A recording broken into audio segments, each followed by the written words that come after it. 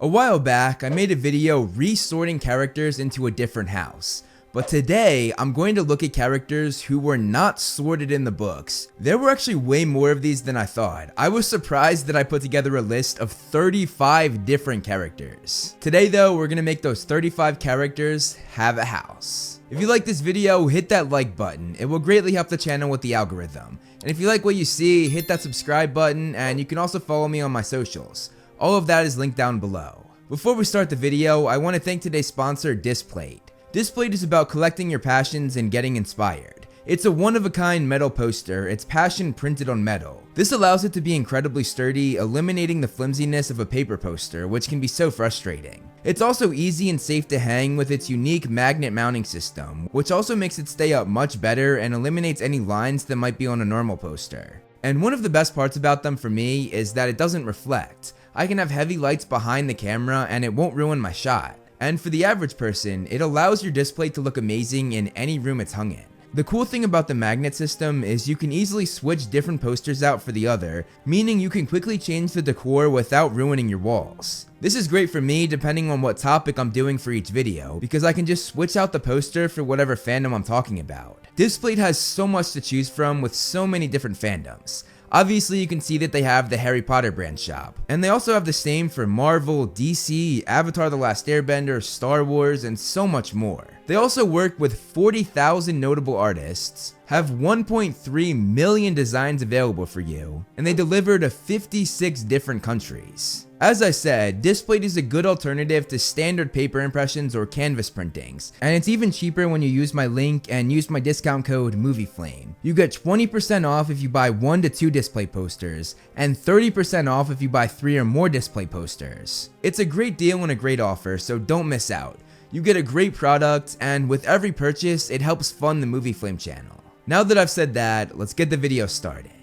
I feel I should start by breaking down the qualities that each house represents. We'll start with Gryffindor. They value bravery, daring, nerve, and chivalry. Moving on to Slytherin, they value ambition, leadership, self-preservation, cunning, and resourcefulness. For Ravenclaw, they value intelligence, knowledge, curiosity, creativity, and wit. And finally, Hufflepuff. They value hard work, dedication, patience, loyalty, and fair play.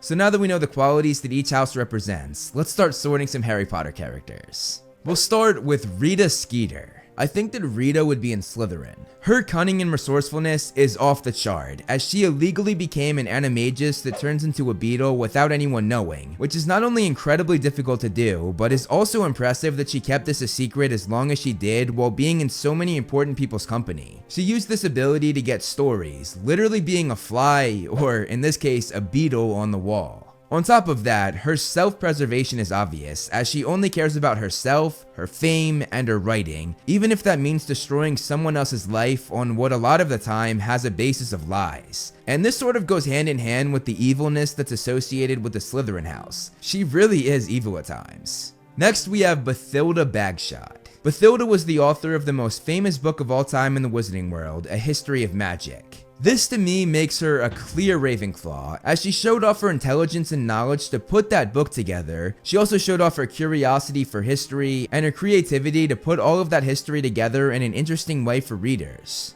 Next, we have Barty Crouch Sr., and to me, Barty Crouch Sr. is an obvious Slytherin. His ambition made him an absent father, as he was obsessed with rising in the ranks of the ministry. His cunning and resourcefulness allowed him to be successful while he was trying to rise, and his leadership was very clear as he got very close to the top, most people believing he was going to be the next Minister of Magic before his son's trial, meaning many people saw him capable of having the biggest leadership job you can have in the Wizarding world. Moving from father to son, we have Barty Crouch Jr., who I believe is also a Slytherin as well. This is not only because he's a Death Eater, but also because him taking over for Mad-Eye and making everyone believe he was really the ex-Auror checks off almost every box for a Slytherin, especially resourcefulness and cunning. He literally fooled Dumbledore, making him think he was one of Dumbledore's oldest friends. Next is Ariana Dumbledore. Ariana never had a chance to go to Hogwarts given the fact that she was an Obscurus. But if I had to place her in a house, I would say she's a Hufflepuff. The little that we know about her told us that she was loyal to her family, and we also know that she believed in fair play, as she hated when her brothers fought, which ultimately led to her death as she tried to put a stop to the duel that would take her life. Moving from sister to brother, we have Aberforth Dumbledore, and I believe that Aberforth would be in Gryffindor just like his older brother. He showed insane bravery, daring, and nerve when standing up to Grindelwald, and even more when starting a duel with Grindelwald, who he knew was much older, much more powerful than he was, and had every advantage. And he also showed off his affinity for chivalry and a little bit more of bravery, as he told Albus and Gellert that what they were planning to do, which was take over the world, was wrong. Mundungus Fletcher.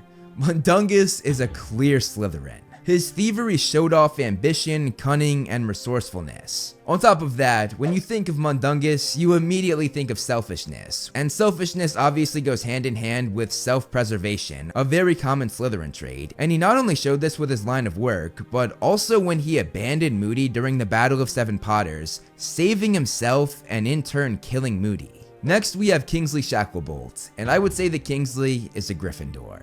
As an Auror, you have to have a lot of bravery, daring, nerve, and also chivalry as you fight for what's right as essentially the wizard police. Kingsley was one of the best Aurors, taking on some of the most dangerous tasks, which really makes me think that he would don the red and gold. Fenrir Greyback.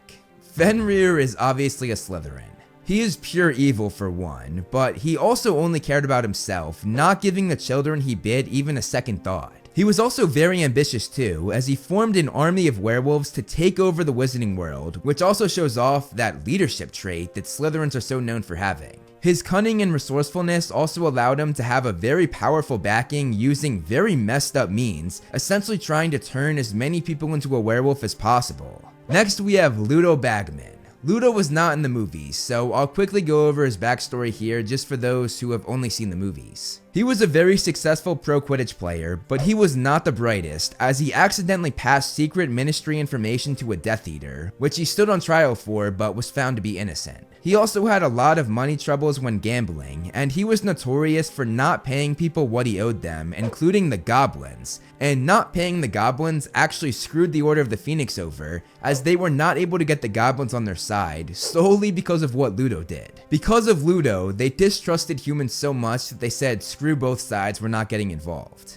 On top of that, he was a terrible head of the Department of Magical Games and Sports, as he had terrible security and protocol for the Quidditch World Cup. Looking at all of this, Bagman is not cunning or good at leadership, eliminating Slytherin. He's not loyal or fair, eliminating Hufflepuff, and he's not intelligent or knowledgeable, so Ravenclaw is out too. That leaves Gryffindor, so I'm going to put Ludo in Gryffindor. Let's be honest, it's pretty brave and daring to take money from people knowing that you are not going to pay them back, especially such powerful people like the goblins who literally run the money in the Wizarding World. I just listed 3 out of the 4 Gryffindor traits that all fit with Ludo, so he's not your classic Gryffindor, but to me, he is a Gryffindor. Next is Alphonse Doge. Alphonse was Dumbledore's best friend while at Hogwarts, which immediately makes me say he was a Gryffindor because that's what house Dumbledore was in. But if that's not enough proof for you, he also showed off many Gryffindor traits when joining the Order of the Phoenix in both the First and Second Wizarding War, something that takes a lot of bravery. Moving to another one of Dumbledore's oldest friends, we have Nicholas Flamel. Flamel, the creator of the Philosopher's Stone, or if you're from America, the Sorcerer's Stone, is a shoo-in for Ravenclaw. He was the only known maker of the stone that gave him immortality, a feat that takes every trait Ravenclaw has: intelligence, knowledge, curiosity, wit, and honestly so much more, because this man might be the smartest mind the Wizarding World had ever seen. Now we get to Igor Karkaroff. He did not go to Hogwarts, but he was a Death Eater, which immediately makes me think that he's a Slytherin. But that's a cop-out answer, so let me give you more proof. This is backed by his self-preservation, both when ratting all of the Death Eaters out after Voldemort's fall, also that he could be released, and also when he cheated in the Triwizard Tournament so that his school could win. And on top of that, he also showed off leadership as he ran Durmstrang Institute. Moving from one character who did not go to Hogwarts to another, we have Fleur Delacour. I'm going to say that Fleur is a Hufflepuff. She worked very hard and showed a lot of dedication when learning English and earning a spot in the workforce in another country. But the thing that really made me put her in Hufflepuff was her loyalty. She had insane loyalty when she stayed with Bill Weasley even after his handsome face had been mauled and, quoting the book, now looked grotesque. She stayed by his side, never even wavering for a second. That right there is the true loyalty of a Hufflepuff. Marvolo Gaunt. Marvolo, the grandfather of Lord Voldemort, is a clear choice for Slytherin. Not only is he a direct descendant of Salazar Slytherin himself, but he also had the very rare ability to speak to snakes, the mascot of the house. On top of that, he only cared about himself and his blood purity, showing a ton of self-preservation. This even went as far as having deformed children due to incest, just to keep his precious bloodline pure. And speaking of the deformed children, we have Marvolo's son Morphin Gaunt, who I also think would be a Slytherin. He's also a descendant of Salazar Slytherin, and he too has the ability to speak to the house's mascot. Morphin also hates muggles, especially the father of his nephew Tom Riddle Sr., who Morphin actually got in trouble for going after with magic, so ideals having to do with blood purity is checked off as well. And moving on to the last of the Gaunts, we have Morphin's sister Merope Gaunt, and I think she is also a Slytherin, but for very different reasons. She showed off a lot of cunning and resourcefulness, as she not only stole her father's heirlooms and ditched him, but she also hoodwinked her muggle crush Tom Riddle Sr., who had no interest in her, and she made him be with her and get her impregnated when she gave him love potion over and over again, which is also pretty freaking evil, just date raping this dude, but not just for one night, but for months. That evilness is another reason why I think she should be in Slytherin. Looking at Nymphadora Tonks' father, we have Ted Tonks, and I was pretty shocked about this one because all the fan art of Ted has him in Hufflepuff clothes, but it was never actually stated what house he was in. However, I'll have to agree with the fans. I too think that he is a Hufflepuff. I think this mainly because of his loyalty to his family and his affinity for always doing the right thing, which of course plays into the fair play trait that Hufflepuffs have.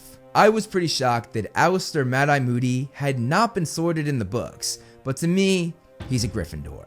He was the greatest Auror of all time, a feat that could only be done through insane bravery, daring, nerve, and chivalry, every trait that Gryffindors have. Chivalry is one thing I want to focus on though, as Barty Crouch Sr. gave all of the Aurors permission to use the normally illegal, unforgivable curses, but Moody refused to do this unless absolutely necessary, only having to use it one time while he was facing double the amount of enemies that all of the other Aurors were. Next is Amos Diggory, and he was a tough one, but I think I came to the conclusion that he's a Slytherin. I say this because he was obsessed with his and his son's image, always trying to make it out that Cedric was the best, which I think shows a lot of self-preservation. I would also argue that he lived vicariously through his son, and doing that allowed him to have traits of ambition, always wanting Cedric to be the best, even when Cedric himself didn't necessarily strive for this. On top of that, he was a little racist with the way he handled the interaction with Winky the house elf after the Dark Mark went up, which is another thing common with Slytherins, a lot of them are racist.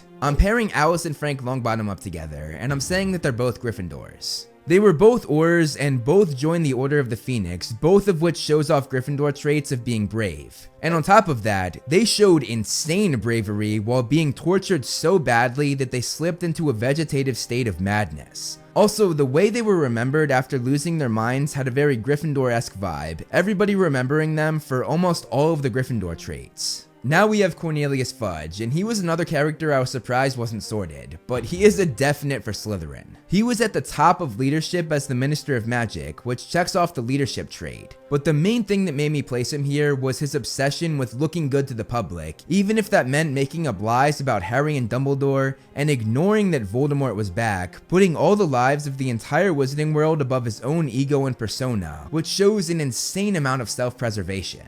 To add to that, he was also racist, as he immediately blamed Maxime, a half-giant, for the attack that happened on the edge of the Forbidden Forest. Now we have Nagini, and this was a tough one. She seemed to be two completely different people in the Fantastic Beasts films and in the original series, and unfortunately with the Fantastic Beasts movies being cancelled, we'll never see how her character transitioned that way. In Fantastic Beasts, I'd say she belonged in Hufflepuff because she was so loyal and patient with Credence and wanted the world to be fair to him. Then again though, she turned into a freaking lunatic obsessed with killing while at Voldemort's side. Personally, I believe that Voldemort controlling the part of his soul inside of her because she was a Horcrux made her more evil. And before you say, why didn't that happen to Harry, I have an explanation. Harry did have a part of Voldemort's soul in him, but Voldemort never knew about that, so Voldemort never tried to control that part of him that was inside of Harry the way he did with Nagini. So with all of that being said, I would say that Nagini is a Hufflepuff, because I think that her in the Fantastic Beasts films was the true Nagini.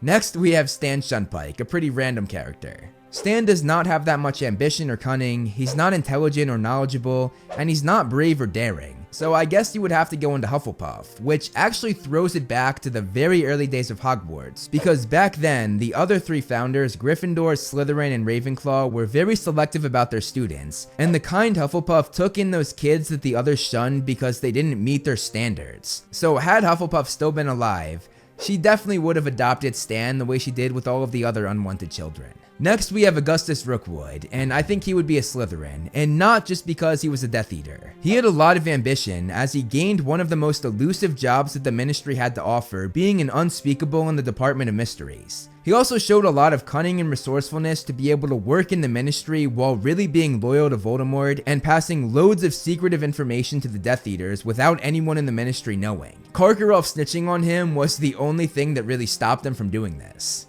Augustus Rookwood of the Department of Mysteries. Yeah, the same. Rufus Scrimgeour.